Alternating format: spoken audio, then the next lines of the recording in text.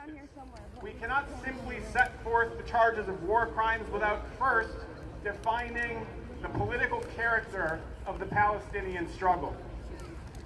Rather than simply adopt the armed conflict framework used in the statutes, we must fully contextualize the power dynamics and the legitimacy or the illegitimacy of the parties involved. Israel is not a nation defending itself against a domestic terrorist group. It is an invading and occupying power. The Palestinian people are an occupied and oppressed people entitled to the exercise of their full sovereignty. This is not an armed conflict. This is an armed resistance movement fighting for national liberation. There are not two equal sides.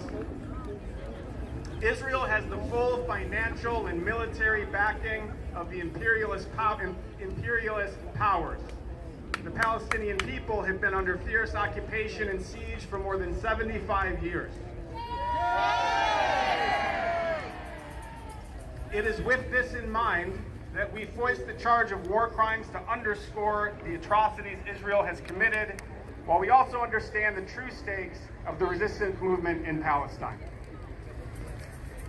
Since the beginning of the 20th century, shortly after it was established, Israel has had the consistent support of one colonizing and imperialist power after another. After Israel proved its ability and willingness to operate as a proxy of Western interests in the region, the United States invested in its development in order to advance its own dominance in the region, ultimately becoming the primary military and financial sponsor of Israel. As we all know, the United States provides billions of dollars in military aid to Israel every year. It encourages and facilitates a number of private business and cultural exchanges between the United States citizens and Israel, including the police. U.S. bombs are dropped on Palestinian schools. Without this historical context, without a clear understanding of the material reality of the Zionist occupation and the Palestinian resistance, any legal framework that considers the two sides as equal is wholly inadequate to achieving a people's justice. Modern international human rights law further constrains the pursuit of such justice. Most war crimes consider only the attacking and killing of civilians, as well as the destruction of necessary conditions for life. However, at the People's Court, we do not distinguish between crimes committed against armed resistance fighters and those who are traditionally considered non-combatants. Hamas did not arise from a vacuum, nor does it carry out the resistance through its own individual members. Founded in 1987, long after the Nakba of 48, when over 750,000 Palestinians were expelled from their land by the terrorism committed by Zionist settlers, killing 15,000 Palestinian people. Everyday Palestinian people contribute to the resistance in their organizing medical treatment, in their food distribution, in their reporting and journaling, in protecting their loved ones, in preserving Palestinian culture and identity. And the resistance has been ongoing since Israel's inception, carried on through generations of Palestinians in Gaza, in the West Bank, and in the diaspora.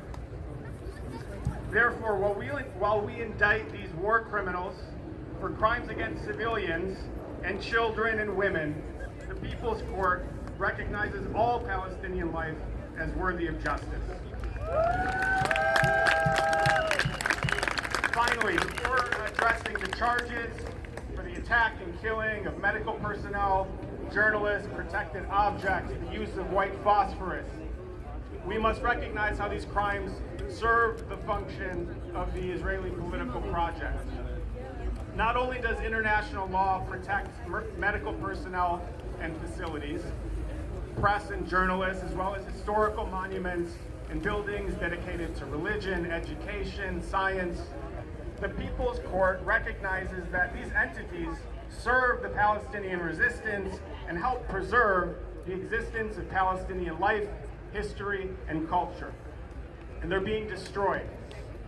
International law protects hospitals and other medical facilities because their absence makes an area unsafe, uninhabitable, forces populations to flee. Without medical personnel and facilities, the Palestinian people cannot treat wounds from Israeli airstrikes. It was noted earlier and recently reported, Gaza now has the largest population of child amputees in the world. We look also to the future, to rebuilding Gaza.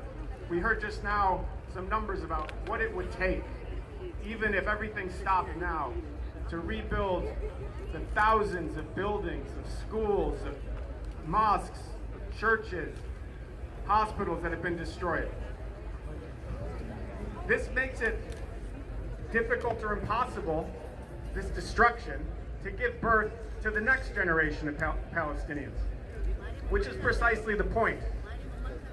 They cannot heal from preventable illnesses brought about by the destruction of infrastructure or the denied access to water and food. They cannot report because journalists are being targeted. Journalists are being forced out, murdered, preventing the documenting of these actions by the military occupier. It prevents the truth of the actions taken by the Israeli occupation forces from being recorded. Family members abroad are left in the dark about their status as loved ones in Gaza. The stories of over 2 million Palestinians there, over 40,000 murdered civilians, would never come to light without the reporting that we've seen.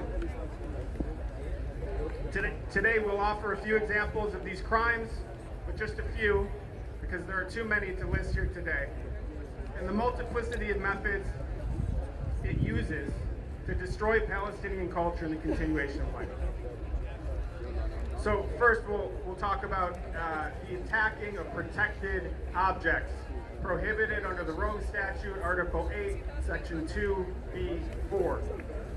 To prove that a party is guilty of this war crime, we must show that the perpetrator directed an attack, that the object of the attack was one or more buildings dedicated to religion, education, art, science, or charitable purposes, or it's a historic monument, hospital, or a place where the sick or wounded are collected, which were not military objectives.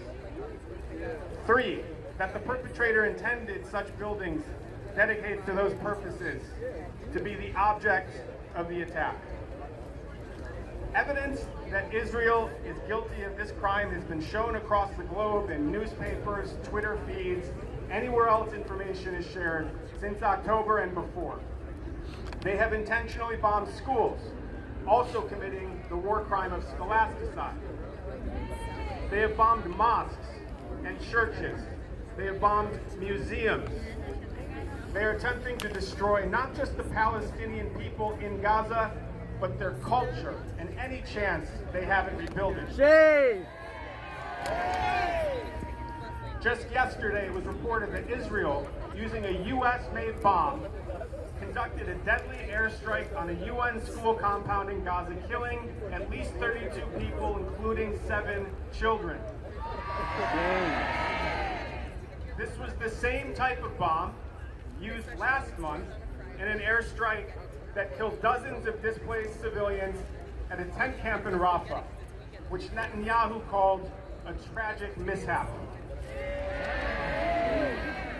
As for schools, Israel has destroyed or damaged more than 80% of them. And these are numbers from April. Surely that number is higher now. More than 5,400 students, 261 teachers, 95 university professors have been killed in Gaza. Nearly 8,000 students and nearly 800 teachers have been injured, with the numbers growing every day. At least 60% of educational facilities, including 13 public libraries, have been damaged or destroyed. At least 625,000 students now have no access to this form of education. Another 195 heritage sites, 227 mosques, and 3 churches have been damaged or destroyed, including the Central Archives of Gaza, containing 150 years of history. Israel University, the last remaining university in Gaza, was demolished by the Israeli military back in January. Without safe schools, there are additional risks that attend to women and girls, including gender-based violence. More than 1 million Palestinian children in Gaza now are in need of mental health and psychosocial support and will suffer the trauma of this war throughout their lives. I could go on, but again, today we're focusing on a small subset of the vast body of evidence supporting just this charge, and only a small subset of the charges that could be brought and should be against Israel and against the United States. We'll hear now testimony regarding the targeting of healthcare facilities and the prevention of birth.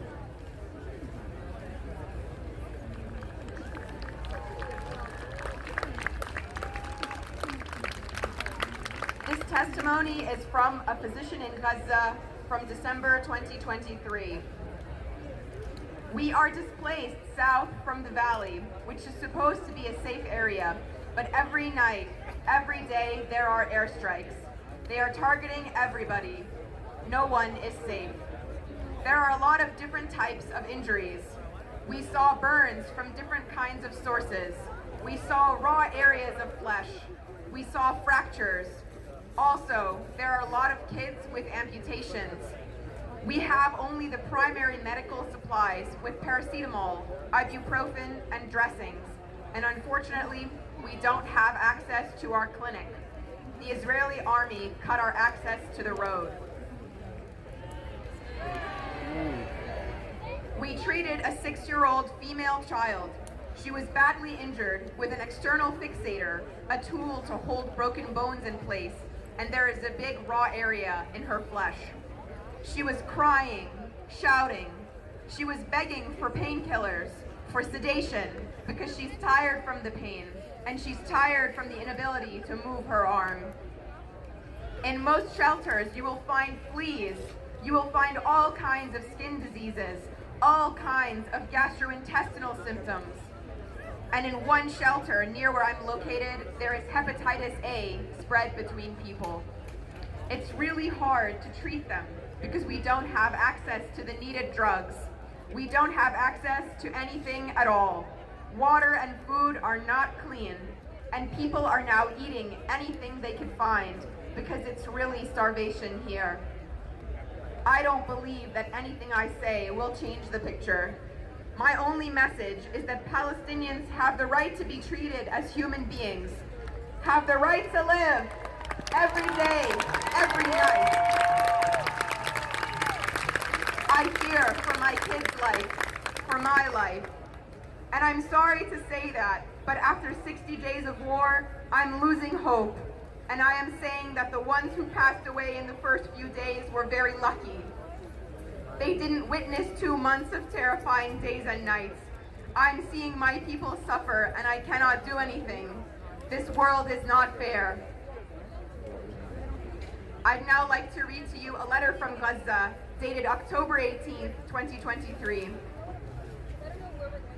My friend, when I read your letter asking me to write a word about Gaza, I usually answer you immediately. This time, I was silent for days. The words escaped me. Why? Maybe because of the horror of what we are living. Because early this morning, my family and I miraculously survived due to a crazy missile that destroyed our neighbor's house and threw all the rubble onto our house. Or maybe because I feel that the pictures I see are more eloquent than all the words. Or because I am no longer very convinced of the usefulness of talking, especially since we are talking about the justice of our cause. In the midst of the daily killing, siege, starvation, and state terrorism, which we have been subjected to for over 75 years with no answer. Shame! Shame! My friend, yesterday the Israeli occupation forces bombed the Baptist hospital in Gaza, and so far more than 500 people have been martyred. They were cut into pieces and became a pile of meat. Shame! As playwrights, we know that one of the cruelest theatrical tragedies is the play Antigone, in which King Creon refuses to bury Antigone's brother, and from here the dialogue between them revolves about what it means to be human, what is dignity, value, and rights, even after death. Antigone sees the body of her brother in front of her and could not bear leaving him unburied, whilst the bodies that we see after the Baptist Hospital massacre, without heads, hands, or feet, are the new tragedy of our era. Shame! An old woman at the rubble of the hospital addressed a nurse, asking him, "Son, give me that hand lying there. I recognized it from the ring. It is my daughter's hand that I leaned on in the morning when she helped me sit on the chair to watch the news. That hand that turned on the TV for me. She greeted me and kissed my hand before leaving. That hand that always embraced me and patted my shoulder. That hand that combed my hair and always cut my nails. That hand, my son, was the source of all my strength in my last days. Let me give her my last kiss so that it will spare me the need to have one more of my daughter's body." My friend, I do not know what to write more. If you consider this a word, so read it to your friends and give them my thanks and appreciation. Because I know that free people with big hearts, human attitudes, and principles have become very few these days. From Gaza to Laval, which I loved, and to Paris, which I adored, we will meet one day when I am free like the rest of the inhabitants of this earth. Signed, Ali Abu Yassin. Thank you.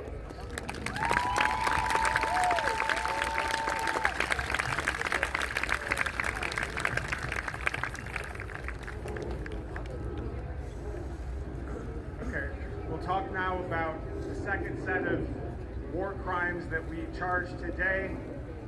The use of chemical weapons, including white phosphorus, prohibited by the Rome Statute, Article 8, Section 2B18, and by the UN Convention on Certain Conventional Weapons.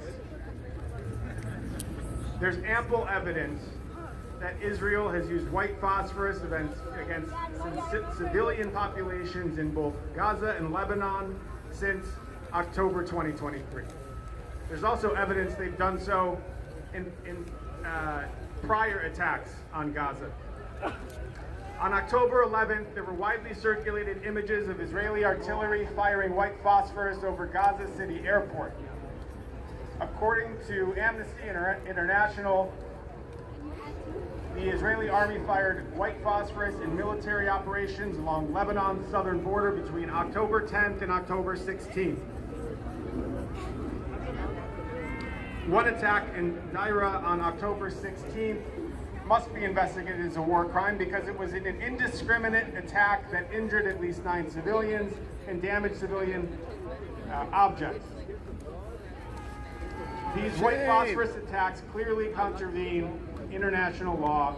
They are war crimes.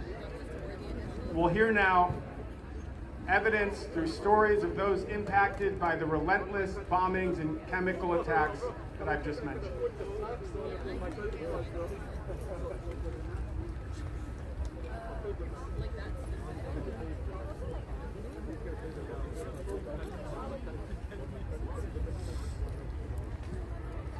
This is a testimony from Samuel Nijim on the 13th of December 2023. Where shall we go? We are tired. Our lives have turned upside down. Running. From the minute we woke up, we start to run. When the night befalls, it turns to fear and terror. We run during the day for a loaf of bread, a liter of water, and a bite to eat. We run from place to place. Perhaps we would be safe, but unfortunately there is no safe place in Gaza. Wherever we run, we are in danger and bombarded in every place and at every minute in time. When the night comes and we are all sitting next to each other, we hug each other and lie to one another to forget the fear in our hearts. We keep moving from room to room on the basis that this room is safer than the other one, until we end up hiding under the staircase thinking it is the safest place. Do you see how our days are? Running, running, fear and terror. Every day the same, and anyone who can escape believes he is a survivor. Sadly, no one is a survivor. Every home has grief. Every memory once existed has been erased. I don't know what this is for, and where is this world from us? Are our lives that cheap, sir? Consider us, as you said, animals? Where are the animals' rights from what is happening to us? I don't know what tomorrow is hiding, but what I'm sure of is that we are dying, but each one is waiting for their turn. Until our turn comes, we must suffer and die 1,000,000 times. If this is the end of the story, then kill us all. We are basically dead. We have neither lived the past, nor the present, or the future. We have not tasted anything in life. It was all black amidst darkness, no taste or color. We always pay the bill. We know why. Because we are fragile. I will not forgive. God is mighty. Now the winter season started. Do you know what does that mean? We are living 30 people inside one tent. Unfortunately, every 2 people are on one mattress stuck next to each other, head to toe. When the night falls, the tent turns into a pool inside. May God not let it happen to any of you. We find ourselves in the middle of water, speechless. People start to cry, some people start to pray, and others try to fix the tent. What a miserable and sad situation. Do you know, we wake up from our sleep and walk in the streets like ghosts, like a face that saw a snake. All people in Gaza are in a state of shock. We do not know what is really going on. What is going on? Are we having a dream, or is this a candid camera? I hope it is a dream or even a nightmare, as long as we wake up and nothing has happened for real. If we are martyred, then I would not have been martyred in sacrifice for anything or for the sake of anyone. I died oppressed with many unachieved dreams. I died while I was still longing for life. Very quiet night. A very quiet night of war. Last night was very quiet. I think I slept for an hour. A little more or less. The sounds of drones, planes, and cannons did not stop for a moment. All of that was nothing when a missile, a barrel of powder weighing a ton, or 6 barrels fell at the same time, shaking the earth, raising and shaking as if the earth's crust was a child's balloon filled to the brim with air, about to explode and destroy the world. Moments in which you witness death 1,000 times, and after the explosion ends, you do not believe that you are still alive and that you have been endowed with new moments of life. And you continue to wait for the next explosion, the next death, perhaps after a minute or 2 at the most. It was a really quiet night, enough that before we went to sleep, we were able to dine on 2 cans of beans for 30 people, which was unusual. The dinner was a big party in honor of the beans, but what spoiled the party was the lack of bread.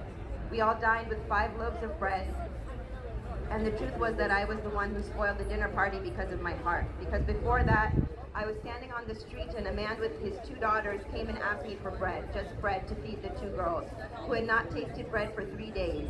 In fact, at the beginning I told him that I have no bread, but just one look from one of the 2 girls was enough to penetrate my heart like a balm of mercy. I told him to wait. I brought him 5 loaves of bread to share with him the bread I had. I will never forget, as long as I live, how his trembling hands picked up those loaves, and how the 2 girls' eyes began to shine again, and he quickly went away thanking me. It was as if he was running away with his great spoils, which he did not want anyone to see with him. Sometimes the quiet gets boring, especially if a friend calls you in the middle of the night to reassure you that he is still alive, but his childhood friends Yusuf and Adnan and their families were martyred a short time ago. How much I loved that Nadi Samad, Adnan's daughter, who was not more than 3 years old. Every time I went to visit them, she would run towards me and cling to my neck to take her gift with her black eyes, curly hair, and her great height, which was disproportionate to her age. We expected her to be a basketball champion. A really special night. I had barely hung up the phone and did not know how my tears had betrayed me. I only woke up to the sound of a large explosion followed by heavy rain that poured down on us on the roof, the zinc roof under which we were sleeping. It took moments until we realized that it was stones that had penetrated the zinc roof and scattered thousands of pieces from the building that was not far from our residence. A few meters before it became a large hole of which only a few pillars remained and a palm tree that had been planted in the house for decades. It remained miraculously steadfast as it refused to die in order to remain a witness to what happened, but many of the dates that it was holding in its bosom fell. What a deadly calm. I heard the broadcaster on Al Jazeera saying that that night was the worst since the beginning of the war because the calm did not stop for a minute. My nerves almost shattered from the intensity of the calm. These shells and missiles were made to frighten us. You can't help but be afraid. But how can I write in the midst of all this terrifying calm? This is not consistent with the human soul because I could die at any moment and that would not be a disaster. I sat down to write as if nothing is happening around me. Yes, around me, because the ground keeps shaking and the smell of gunpowder fills my nostrils and smoke fills my mouth. Home from time to time and the explosions do not stop. It seems that I have gone crazy. I think so, or I am dead. I will resist until the last letter and convey my voice to the world, the noisy world that I do not wish for it a quietness like ours. Enjoy your noise, and when you watch our news, turn your faces away from us or change the channel for fear that we disturb you. I wish you a good sleep. That last testimony was from Adi Abu Yassin on the 10th of October, 2023.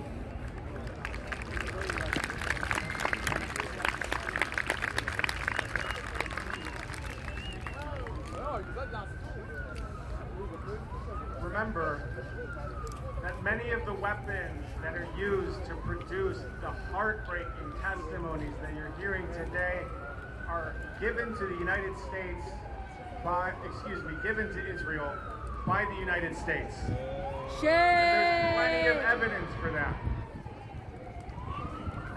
For example, the weapons used in the Israeli attack on Thursday, June 6th, at the UN-run Al-Sardi school in central Gaza's Nuseirat refugee camp, which murdered at least 40 Palestinians, were US-made weapons.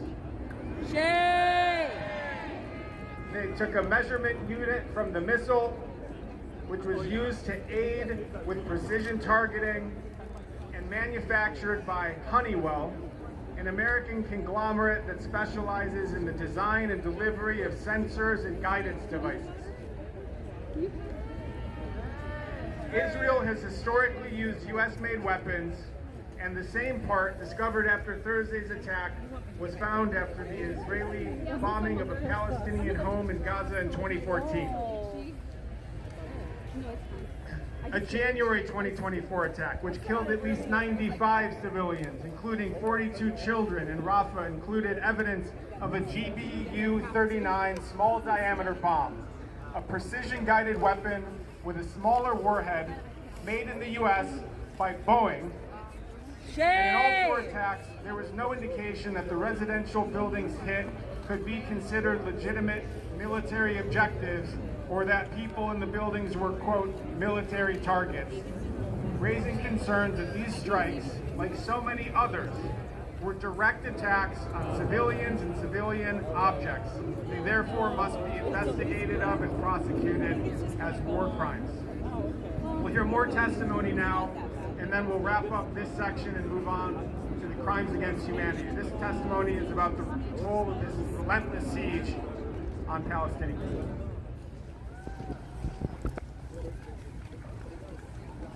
People's Court of Justice charges Israeli Prime Minister Benjamin Natenyahu and Minister of Defense Yoav Gallant with the following crimes against humanity for orchestrating and ordering the widespread and systematic murder, extermination, forcible transfer, torture, apartheid, and other inhumane acts against the civilian population of Palestine before and after October 7th and Gaza over the last 8 months. For facilitating material support for these crimes and providing political and diplomatic cover, enabling their furtherance and escalation, the People's Court of Justice charges the United States, based on the actions of the U.S. President Joe Biden and U.S. Secretary of State Anthony Blinken with violation of their obligations as officials representing a signatory state to the Geneva Convention to prevent and punish such crimes. Crimes against humanity include that of murder, extermination, forcible transfer, torture, apartheid, and other inhumane acts committed against any civilian population before or during the war, or persecutions on political, racial, or religious grounds in the execution of or in connection with any crime within the jurisdiction of the People's Court, whether or not in violation of the domestic law of the country or perpetrated. Leaders and organizers at the helm of formulating or executing a common plan or conspiracy to commit any of the foregoing crimes are individually liable for criminal acts performed by any persons in execution of such plan. Crimes against humanity are among the most serious crimes of concern to the international community as a whole, warranting and entailing individual criminal responsibility and requiring conduct which is impermissible under generally applicable international law, as recognized by the principal legal systems of the world. The first prosecutions of crimes against humanity occurred during the Nuremberg tribunals against Nazi leadership. From its first use, crimes against humanity have been prosecuted in tribunals on the Rwandan, Cambodian, and Yugoslavian genocides. Eventually, these crimes originating from law, arising from fundamental principles founded on indispensable norms, were codified by the 52nd UN General Assembly in Rome, establishing the jurisdiction of the International Criminal Court.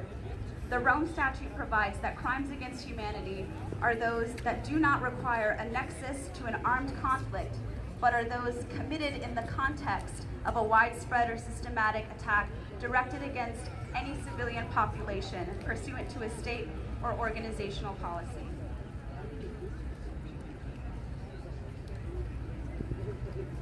The shared element of a crime against humanity is that perpetrators target civilian populations in widespread or systematic ways, subjecting civilians to the most egregious cruelty human beings can impose on one another. These crimes offend the core of our shared humanity, are not limited by borders, and are the responsibility of the entire international community to enforce. Though it is not required for the perpetrator to have knowledge of all characteristics of an attack or the precise detail, the indicted individuals being tried here have demonstrated essential contribution, intentional direction, and cognizable control over the most despicable and horrifying atrocities humanity is capable of inflicting on itself. Palestine has been subjected to widespread and systematic attacks for decades from Israel, enabled and funded by the US. The indicted individuals have used their offices with the intention of furthering these attacks. The awareness or intent required by an Article 7 crime has been shown by the expressions of genocidal plans, an intent already demonstrated to carry out crimes against humanity amounting to genocide. Each of the alleged crimes against humanity committed by the indicted individuals charged below require that acts be widespread or systematic and inflicted on a civilian population. The crimes perpetrated by the indicted individuals have been inflicted upon the entire population of Gaza, approximately 2.5 million people in an area the size of Las Vegas, significantly more tightly packed than New York City. The ICJ has established the widespread and systematic nature of Israel's attacks on the civilian population of Gaza in its multiple orders on the ongoing case brought by South Africa on the prevention and punishment of the crime of the crime of genocide in the Gaza Strip. The key elements establishing the execution of crimes against humanity have been established by overwhelming evidence in this tribunal, domestic US courts, by the ICC prosecutor, and by Biden administration officials.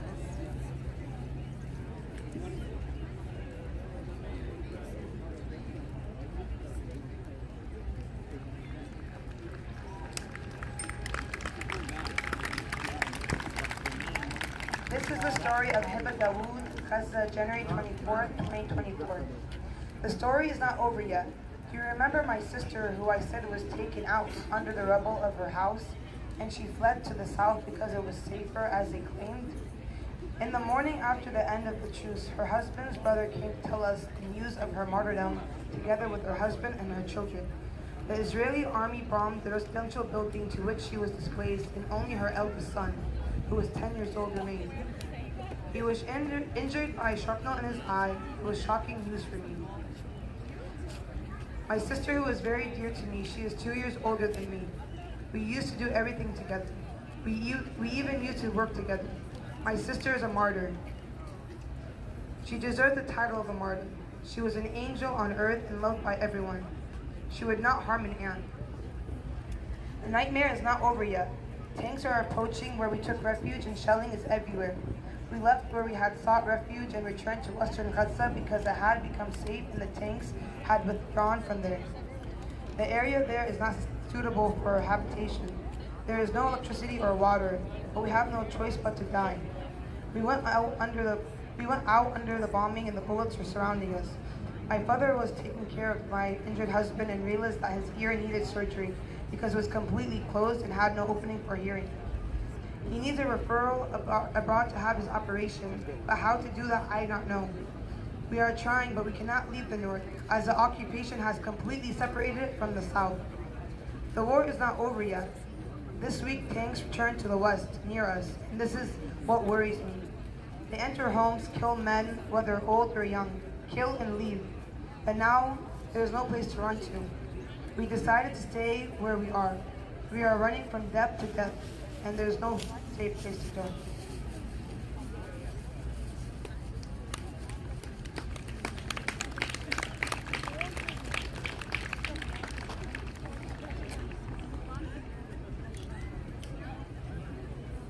Not only have the criminal acts directed by the indicted individuals been widespread in scale and duration, they have been systematic.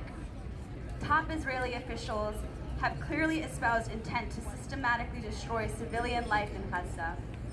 The intent has been continuously carried out over the course of nearly 9 months. These officials, including the indicted individuals, have repeatedly equated Hamas with all Gazan civilians. The following quotes were cited by the ICJ in its January 26th order for provisional measures preventing the crime of genocide in the Gaza Strip. On 9th of October 2023, Mr. Yoav Gallant, Defense Minister of Israel, announced that he had ordered a complete siege of Gaza City and that there would be no electricity, no food, no fuel, and that everything was closed. On the following day, Minister Gallant stated, speaking to Israeli troops on the Gaza border, "I have released all restraints. You saw what we are fighting against. We are fighting human animals. This is the ISIS of Gaza. This is what we are fighting against. Gaza won't return to what it was before. There will be no Hamas. We will eliminate everything. If it doesn't take one day, it will take a week. It will take weeks or even months. We will reach all places." Deputy Knesset Speaker Nissim Vaturi from the ruling Likud party, of which Netanyahu is chair, wrote on X that Israelis had one common goal: erasing the Gaza Strip from the face of the earth. On the 13th of October 2023, Mr. Israel Katz, then Minister of Energy and Infrastructure of Israel, stated on X, "We will fight the terrorist organization Hamas and destroy it. All the civilian population in Gaza is ordered to leave immediately. We will win. They will not receive a drop of water or a single battery until they leave the world." Despite these statements, the named U.S. officials have been unwavering in their total support of Israel's aims to eradicate Hamas. By facilitating the acts described throughout this indictment, Israeli leaders Netanyahu and Gallant have committed nearly every single one of the Article 7 and crimes against humanity. With these key shared elements met, the People's Court brings the following charges: crime against humanity of murder under Article 7, 1A, the crime against humanity of extermination under Article 7, 1B, crime against humanity of forcible transfer of population under Article 7(1)(d).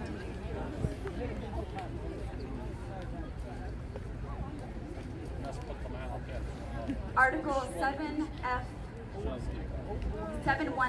and G(1), crimes against humanity of torture and rape. The distinguishing element of torture is the infliction of severe physical or mental pain or suffering, not incidental or inherent to lawful sanctions upon one or more persons who are in the custody of or under the control of the perpetrator. A distinguishing element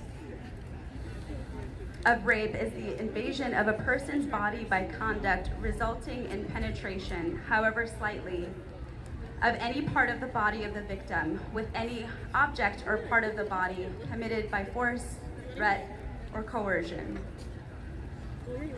Whistleblowers have revealed that policies originating from the indicted individuals have resulted in egregious harm to Palestinian detainees amounting to Article 7 torture.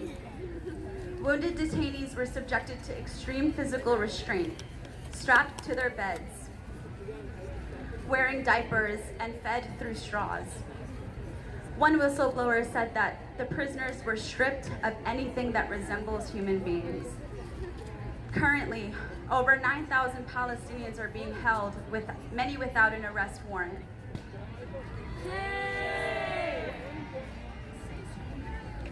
Just this Thursday, reports from the notorious CDT Man military base document incidents of abducted Gazan civilians being sodomized with metal rods, electrocuted, denied sleep, and mercilessly beaten with batons, rifle butts, and metal detectors until they fainted or died.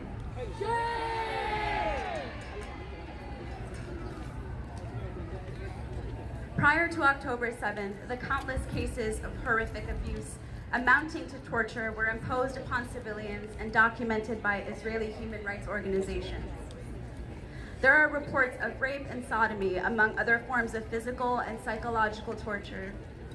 A leaked draft of a UNRWA report detailed an interview that a 41-year-old detainee said interrogators made him sit on something like a hot metal stick and it felt like fire. And also said that another detainee died after they put the electric stick up his behind.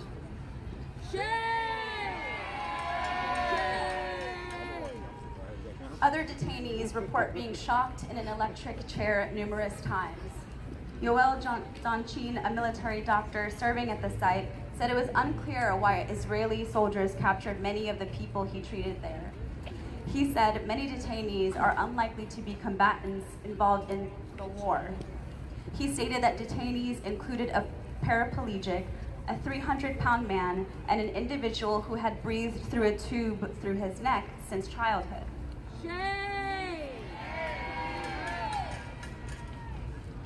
Fadi Bakr, a law student from Gaza, was captured while he was caught in the middle of a firefight during an attempt to get flour for his family. He said IOF soldiers stripped him naked, confiscated his phone and savings, and beat him repeatedly while accusing him of being a militant. There have been harrowing images leaked from other Israeli concentration camps of detainees being zip-tied, blindfolded, and forced to sit in stress positions while soldiers verbally and physically abused them. Mass graves in Khan Yunis uncovered hundreds of bodies of men, women, and children who have been zip-tied, and some of whom were buried alive. The People's Court additionally charges the crime against humanity of apartheid under Article 7(1)(j), the distinguishing element of which is the committing of inhumane acts, violating peremptory norms in the context of an institutionalized regime of systematic oppression and domination by one racial group over another, over any other racial group or groups. The indicted individuals intended to maintain the regime of systematic oppression of Palestinians through its extreme restriction of every facet of Palestinian life prior to October 7th, and severely worsened in the aftermath. I offer to the court evidence of these extreme restrictions through the Abu Sultan family's experience.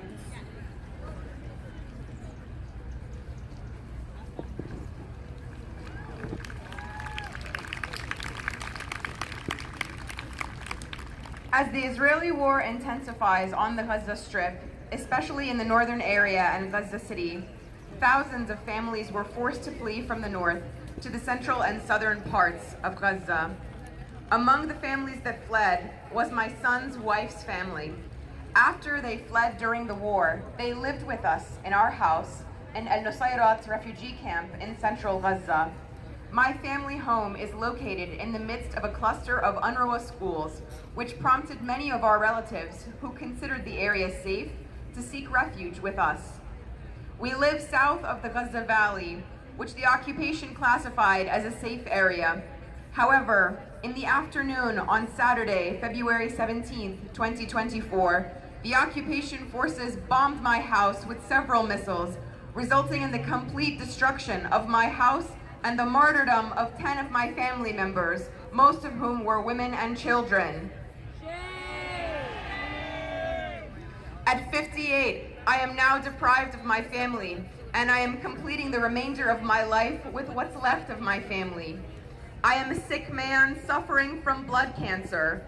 I've been suffering from the disease for several years and have undergone intensive treatment sessions to control and limit its spread in my body.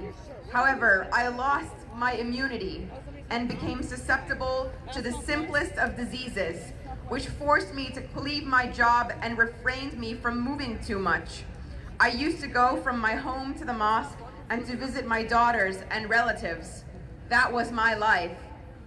I was married to my soulmate, Ahlam Muhammad Abu Sultan, in 1987. She is from the town Hamama, which was occupied in 1948.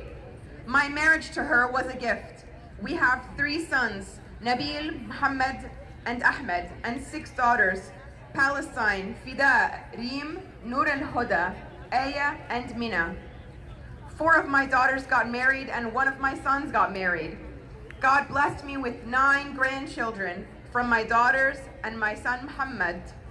I lived the most beautiful days with them, and my wife and I were happy with what we had achieved in our lives for our children, seeing them grow up, get married, and witnessing our grandchildren before our death.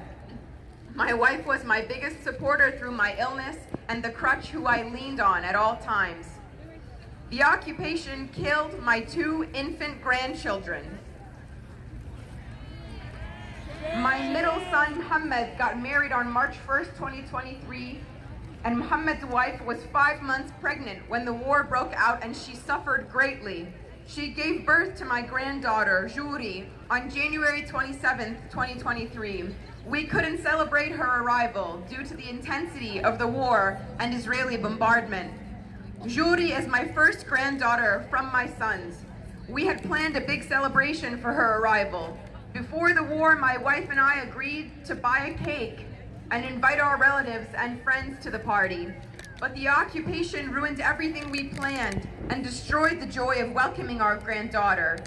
My daughter Reem married and gave birth to a baby boy named Ahmed. They were happy with the birth of their first child. During the bombing, my daughter's husband Ala and their infant son Ahmed were killed, along with the wife of my son and their infant daughter Juri. The occupation robbed us of our joy and deprived us of our loved ones. My marriage to Ahlam made me one of the happiest people. Our marriage was the beginning of a beautiful future, and with her, I managed to achieve my dreams. She was beautiful in every aspect, loved by everyone, and had a good relationship with everyone she knew. She never hurt anyone. She had a pure heart, and Israeli bombs deprived us of her company. I have no dreams left after the departure of my wife Ahlam. All I wish and dream is for the war to stop, for the Israeli forces to be held accountable for their crimes, for the world to be just to us and to restore our occupied land, and for the reconstruction of Gaza to be expedited so that we can live the remainder of our lives in dignified homes. Thank you.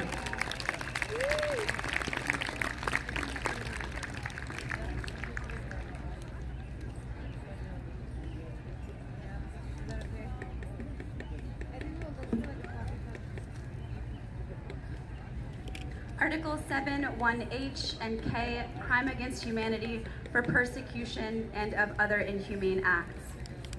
The distinguishing element of which is the infliction of great suffering or serious bodily injury to body or mental or physical health by means of an inhumane act similar in character to any other Article 7 crime. The indicted individuals have subjected the civilian population of Gaza to constant, indiscriminate bombardment, the war crime of weaponized starvation, deprivation of clean water, basic sanitation facilities, and health care, all while blocking readily available humanitarian aid. And now we will hear a story from Dir al-Balah of the relentless persecution faced by Gazans.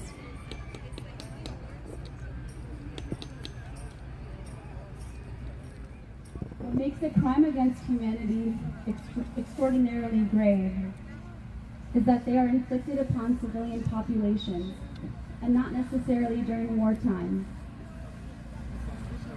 These crimes have been indisputably committed upon the Palestinian people. Each of these crimes has been materially facilitated and enabled by U.S. leadership.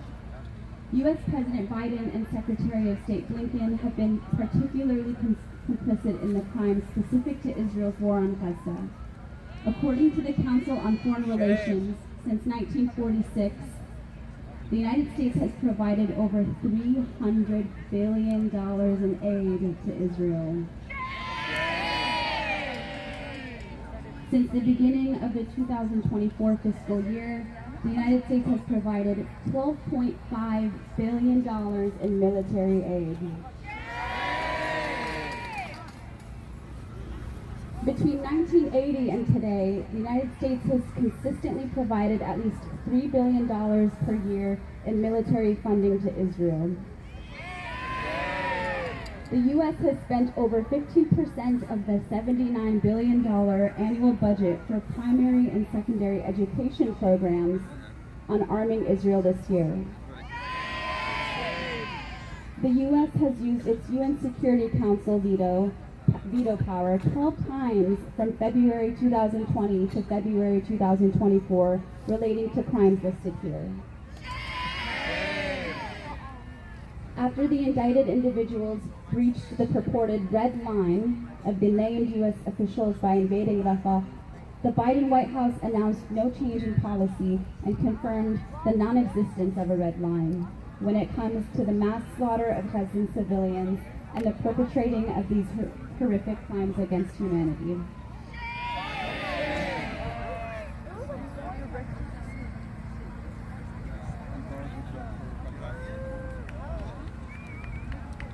Thank you all for bearing witness to the evidence of the People's Court of Justice. We will now move to our closing statement, after which we will hear from our judges and the verdict will be announced.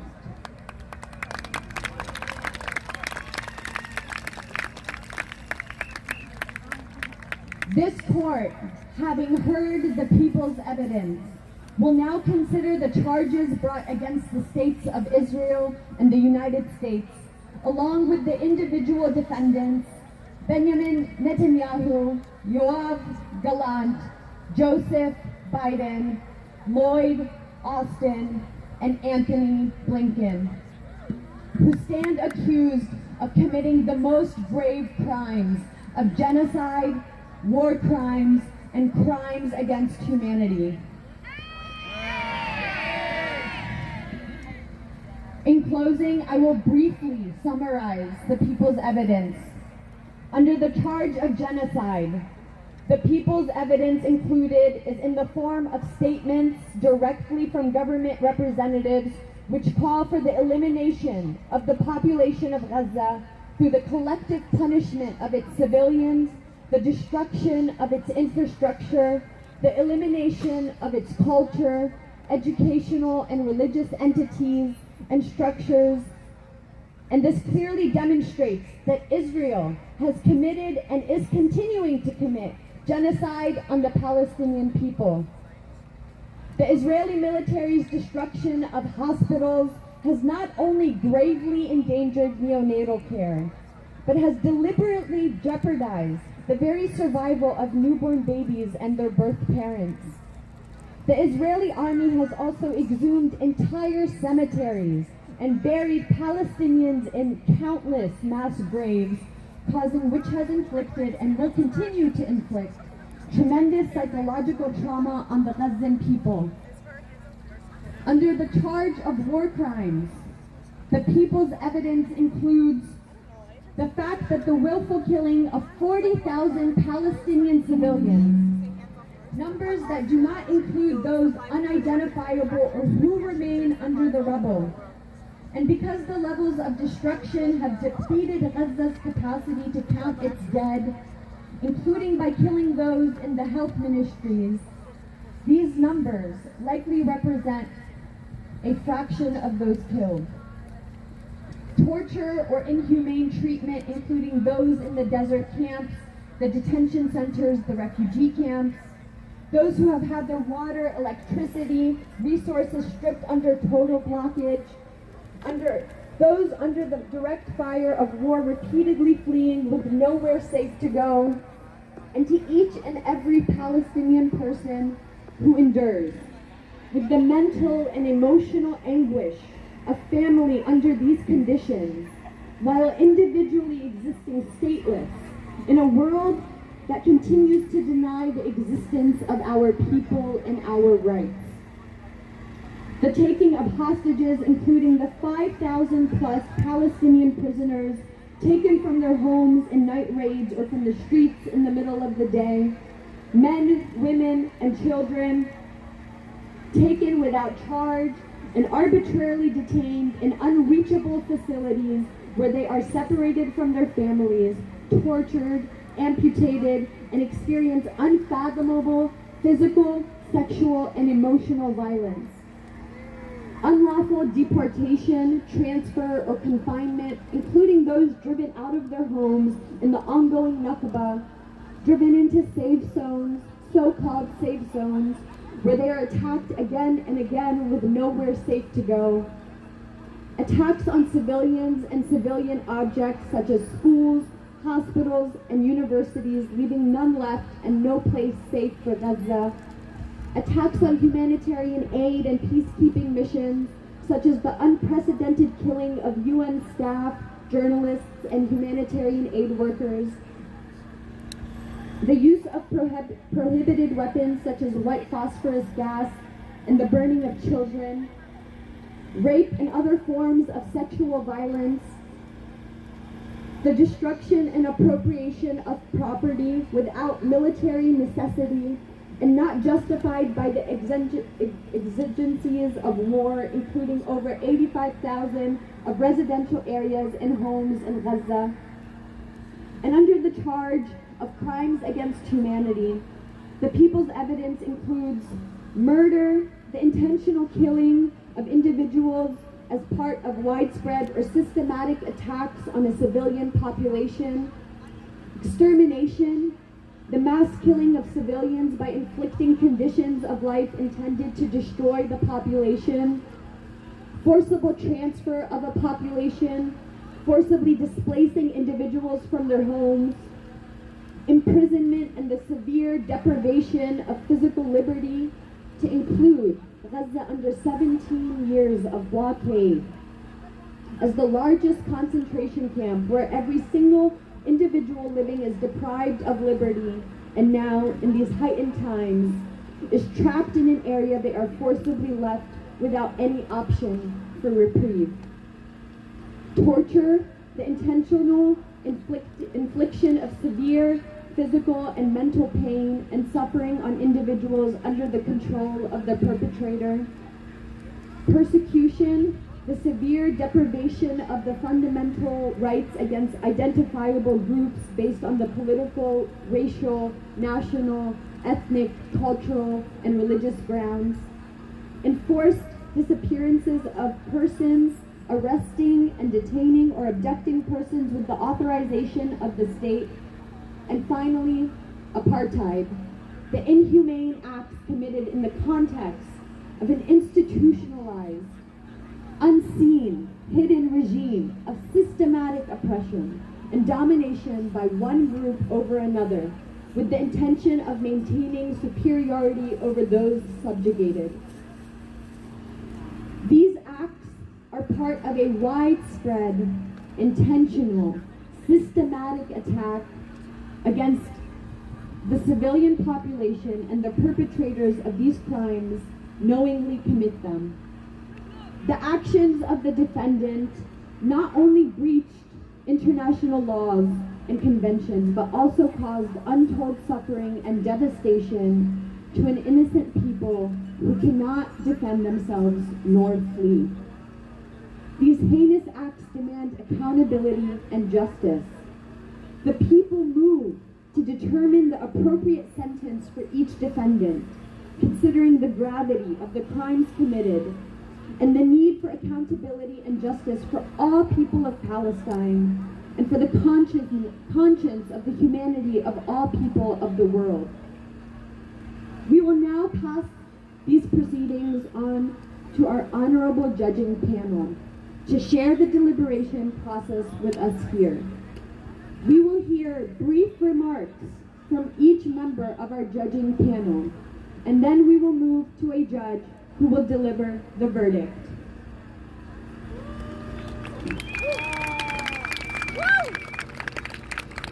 Hello. After reviewing all the evidence provided, we, the judges, find the accused guilty of all charges.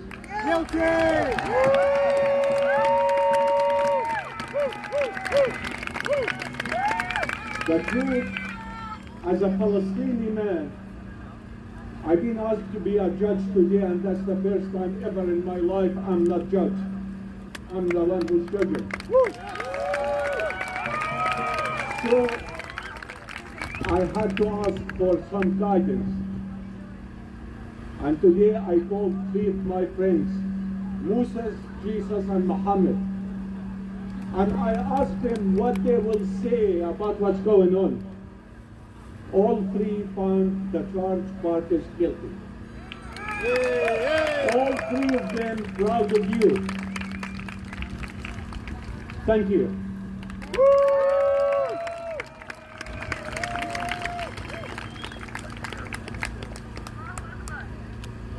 Bismillahirrahmanirrahim. May peace be upon us all. Today, on June 8th, 2024, I find myself answering the question of what connects me to Palestine. My answer is sheer humanity.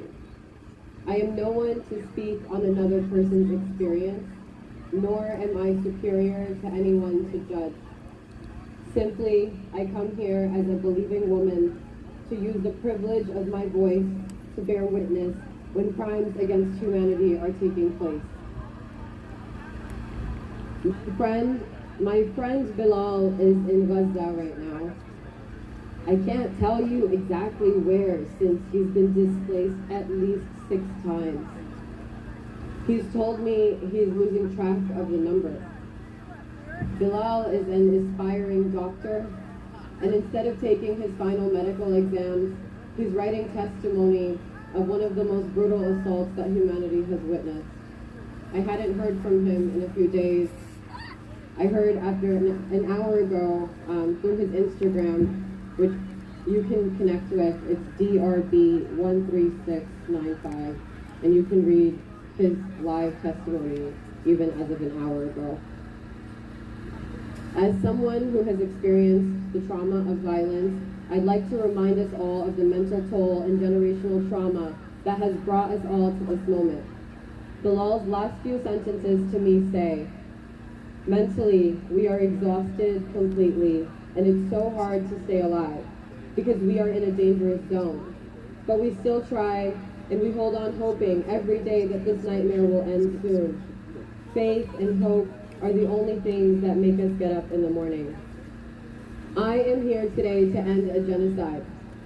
I am here to do my best to put pressure on this government and its allies to free Palestine and put an end to the genocide and illegal occupation of Palestine. Enough is enough. Today, on June 8, 2024, I and we charge the Zionist state of Israel with genocide. Today, I charge the U.S. government and President Genocide Joseph Biden with crimes against humanity and to be guilty on all charges. Lastly, free all Palestinian prisoners, release all data collected during the surveillance of all Palestinians, and give Palestinians the right to return, to resist, and to rebuild. Thank you.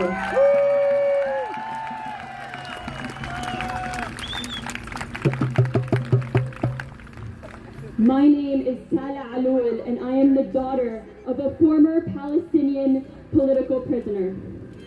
My father was thrown into an Israeli prison at the age of 15 for a felony he did not commit.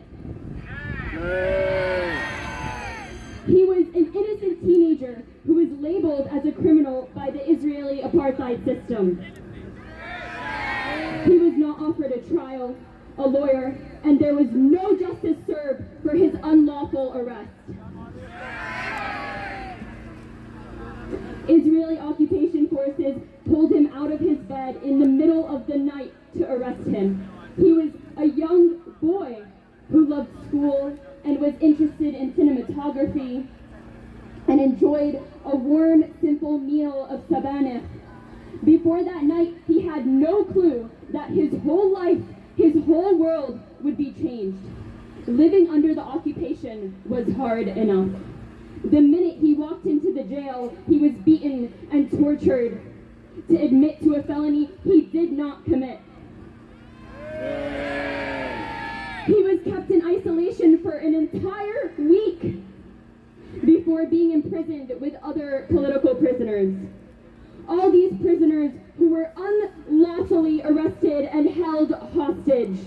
He was surrounded by political prisoners, but he was also surrounded by sons, fathers, workers, artists, professors, doctors, philosophers, and who else? Lawyers and judges. In political prison, my father was first introduced to the People's Courts. Him and other prisoners would have mock trials. Someone would play the lawyer, the judge, the persecutor, the person being charged. A People's Court similar to the one you see before you today. They trained themselves to be ready if they ever needed to protect their people in a court of law. The justice system is a system filled with injustice. However, our people are educating themselves on their rights and all the ways Israel violates international law.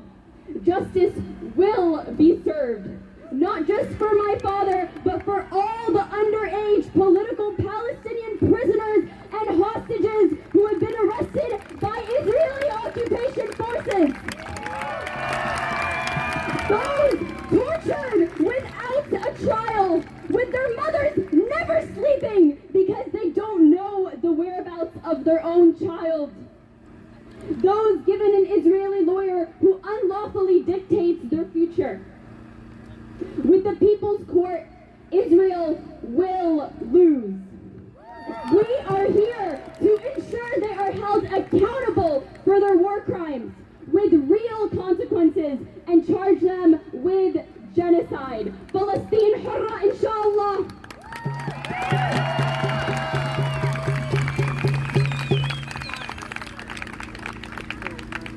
My name is Leah Muthedy, and I'm a Palestinian living in Washington, D.C. As a Palestinian living in the diaspora, I'm not so sure that my experiences are different than anyone else's with a heart that is paying attention. But we all are finding ways to stay connected to a truth that any non-member of the white, cis male ruling class knows in their heart. We're experiencing the failings of a system that wasn't built for us, a system that wasn't built for the well-being of women, children, queer, disabled, or brown, black, and indigenous people. Really, any other people other than the white, cis male ruling class. People, mostly those that prescribe to the Western ideology that we must care for ourselves before our communities, says it can be self-inflicted trauma to pour over the posts of our bloodied bodies of our children, or the footage of new mothers trying to care for their newborn babies now with fewer limbs. But how can we, or anyone, truly understand the urgency of this genocide and the 76-year occupation without bearing witness through our screens? We bear witness out of love and to bring justice. And why am I, a Palestinian living in the diaspora, qualified to make this judgment? Because I am a person of consciousness. But most importantly, I am the granddaughter of Mustafa and Hassan, who lived their lives in exile because of the settler, colonial, apartheid state of Israel. The granddaughter who was asked on a weekly basis growing up, Min wen inti, where are you from? And I'd reply, Ana min Bet Anan, Palestine. The granddaughter who sees these would not let us forget where we are from and what we must fight for in our lives. I am here as a daughter and granddaughter of Palestinians living in the belly of the beast to uphold our land and our people. There is no amount of justice that will ever honor our martyrs and our land, but we are here today to demand accountability and demand justice. We charge the Israeli state and the criminal living in the house behind us with genocide.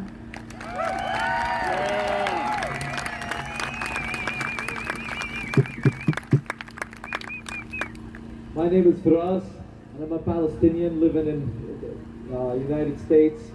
For me to go back home, to see my family, to visit the homeland, I need a two-day trip just to get to my house under gunpoint, checkpoints, harassed, and terrorized for me and my family. That's their tactic of them trying to scare us to go back home, to forget our roots. But they don't know that we will never forget. The people here will never forget, and they will never forgive. You know, for me and my family, and not just my family, for everybody here that hears about Palestine and from their grandparents, land they cultivated with their bare hands since they are born. They're trying to take that away from us, but they never will. And we are here today and every single day, and we have shown that in the past 8 months that we will never give up. Those genocidal maniacs right behind us, who are put into office to represent the people, to listen to the constituents and their demands. For the past 8 months, the people have took to the streets and listed and shouted their demands, but they're not listening.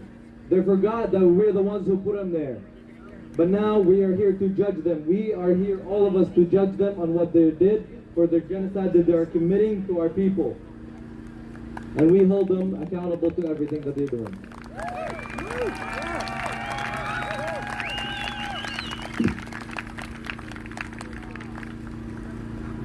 I am Grace Lourdes Venus Escafi Kahat.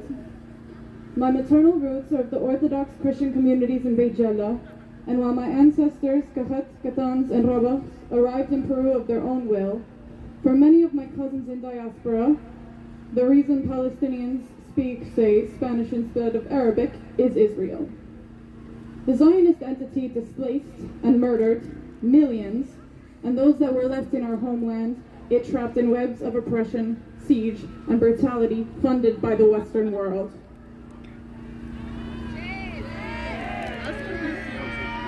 I'm Palestinian Peruvian American, but today I call on us all to reject the notion that bias in any way discredits the truths that we speak.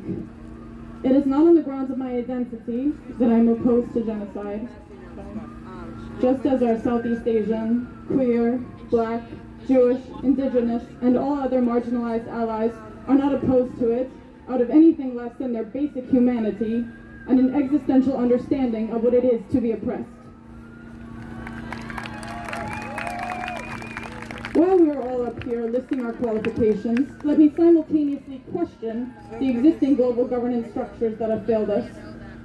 What right have the United Nations to judge when at every turn they impugn their own legitimacy by allowing one major beneficiary of the genocide, the United States, to veto ceasefire calls?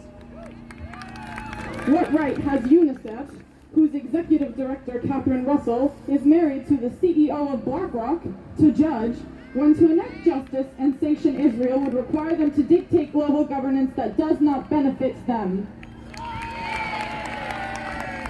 I am more qualified as a U.S. taxpayer to categorically oppose the use of my income and sales tax for war crimes. I am qualified as a communicator to oppose the reductive and deceitful rhetoric used to falsely justify genocide and demonize Arab and minority resistances. I'm qualified as a human being to categorically oppose the brutality that we are shown through our phone screens, always watching with the terrible knowledge that all of the destruction and death that we see has so much more that we don't behind it. But beyond any qualification to judge these crimes, I have a responsibility to do so, as do we all.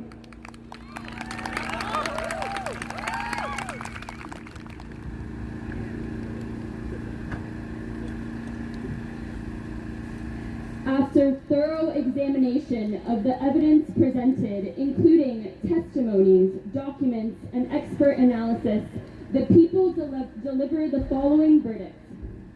Based on the overwhelming evidence presented and the legal standards applied, this court finds the State of Israel and its actors, Prime Minister Benjamin Netanyahu and Minister of Defense Yoav Gallant, guilty on all charges.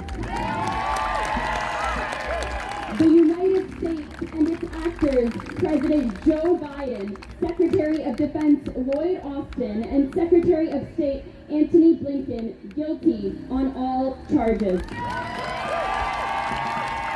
It has become an undeniable fact that Israel's actions in Gaza are in violation of international law, and we can see that the United States has acted to aid and abet them, protecting them from accountability and continuing to support them in their genocide. Thanks to the brave Palestinian people and journalists who have risked life and limb to share their reality with the world, Israel's actions and words have become their own undoing, their own confession of guilt. From the destruction of farms, homes, and hospitals to the torture, death, and starvation they unleash upon the population, it is clear they are committing genocide. They are committing war crimes. They are committing crimes against humanity. As much as they deny it, as much as they try to justify their actions, the people can see the truth.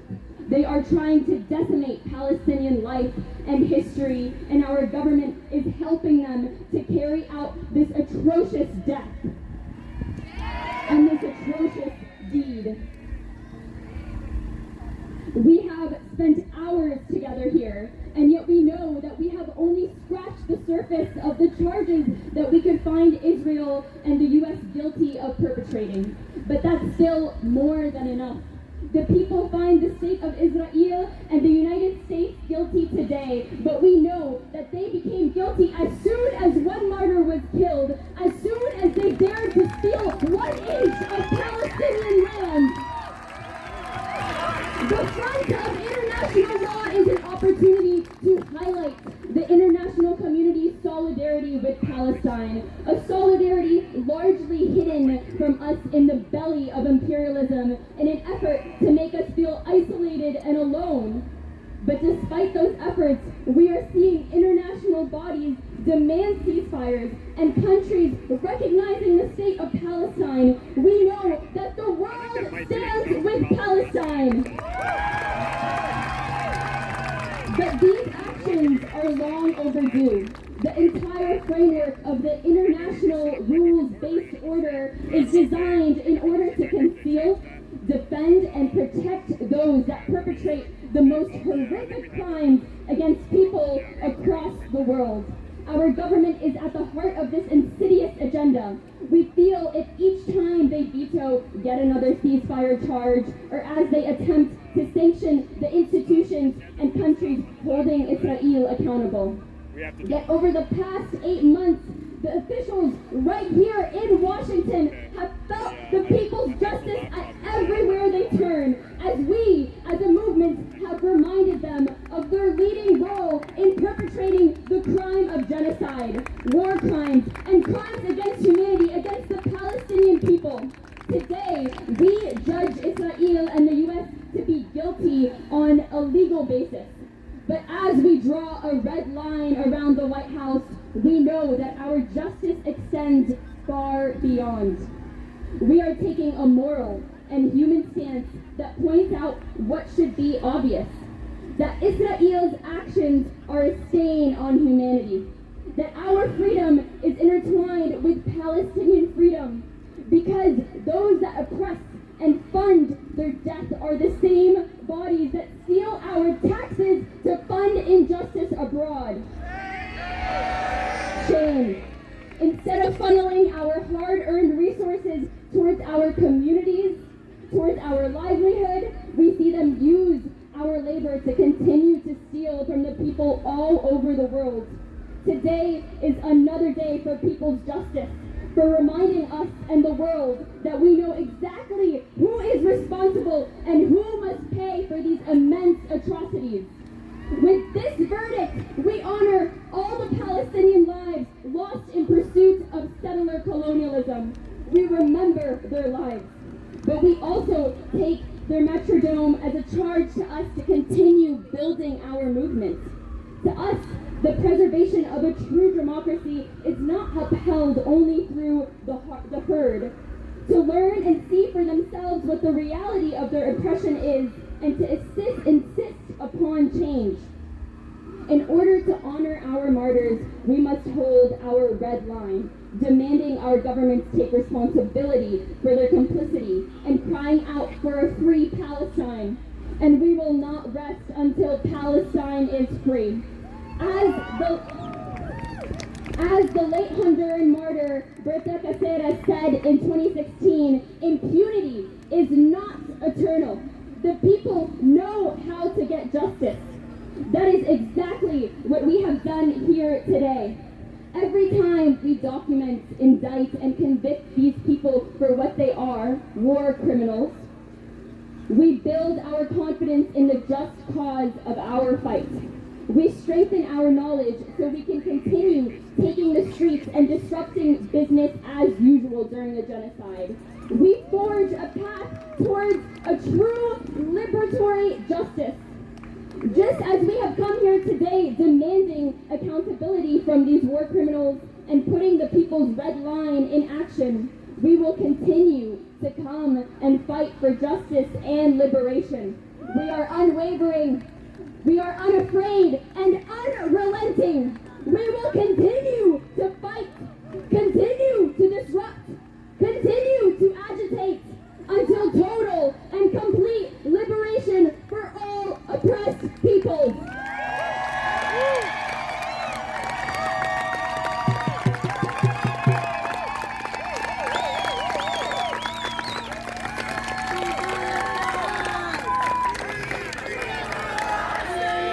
Palestine!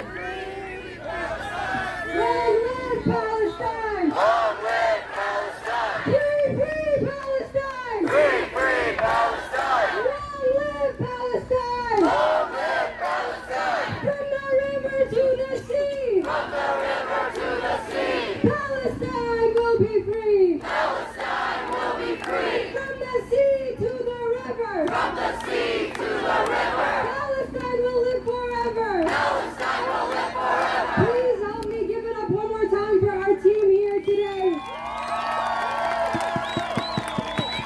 We work tirelessly to make this happen.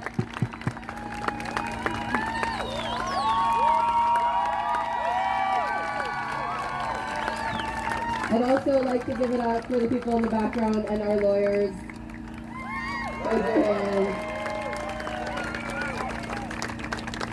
All the organizers, everyone who's been here, it wasn't lost upon me that we have access to water in this heat. And so for us to be here, this is community, this is companionship, and this is what they're so afraid of. So, Hurriya!